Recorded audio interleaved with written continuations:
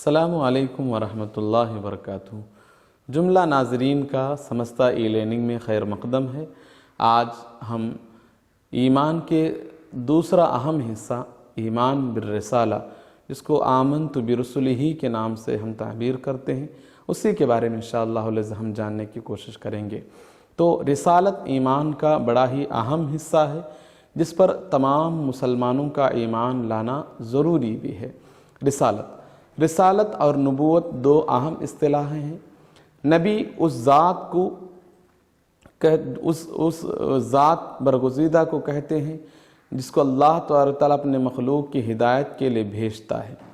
تو رسول اور نبی عموماً ہم استعمال کرتے ہیں، ان میں سے چھوٹا فرق یہ ہے کہ رسول وہ ہے جسے اللہ تعالیٰ نئی شریعت دے کر اور نئی کتاب دے کر جس برگزیدہ بندے کو مخلوق کی ہدایت کے لیے بھیجا، اس کو ہم رسول کہتے ہیں، اور نبی کے لیے نئی شریعت ہونا ضروری نہیں۔ اور انبیاء علیہ السلام کے سلسلے میں یہ عقیدہ ہونا چاہیے کہ وہ سب بشر تھے، اور نہ وہ عورت ہوئے، نہ جنات میں سے کوئی نبی ہوا، اور وہی نبوت یہ انبیاء علیہ السلام کی خاص صفت ہے۔ اور نبوت اللہ تبارک تعالیٰ جسے چاہے عطا فرماتا ہے، اور یہ محض وہبی صفت ہے، اور یہ کسبی نہیں ہے۔ کسبی معنی یہ ہے کہ کوئی اپنی عبادت اور ریاضت سے اس کو حاصل نہیں کر سکتا۔ اور انبیاء علیہ السلام کے بارے میں یہ ایمان رکھنا ضروری ہے کہ وہ تمام گناہوں سے محفوظ ہیں اور معصوم ہیں، ان سے کبائر اور چھوٹے اور بڑے گناہ سرزد نہیں ہو سکتے۔ اور بالخصوص تبلیغ رسالت میں اللہ تبارک تعالیٰ کے احکام پہنچانے میں کبھی وہ جھوٹ نہیں بولتے۔ اور قرآن میں 17 پیغمبروں کا، انبیاء اور رسل کا ذکر آیا ہے۔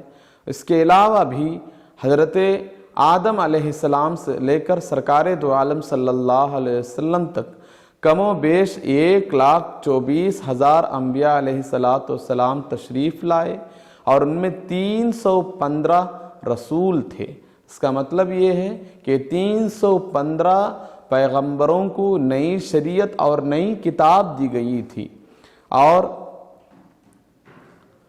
یہ اللہ تبارک تعالیٰ انبیاء علیہ السلام کو رسالت اور نبوت کے صداقت کے لیے انہیں معجزہ جیسے عظیم دولت سے سرفراز فرمایا، اور ان کی برزخی زندگی حیات ابدی کی طرح ہے۔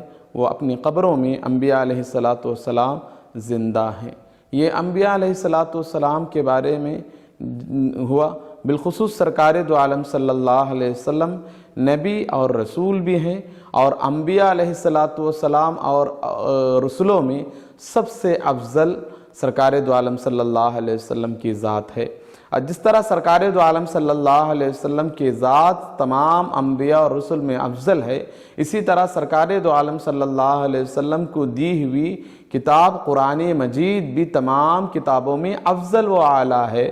اور اس کے ساتھ ساتھ اس کی نسبت سے سرکار دو عالم صلی اللہ علیہ وسلم کی امت کریمہ بھی تمام امتوں میں افضل اور اعلیٰ ہے۔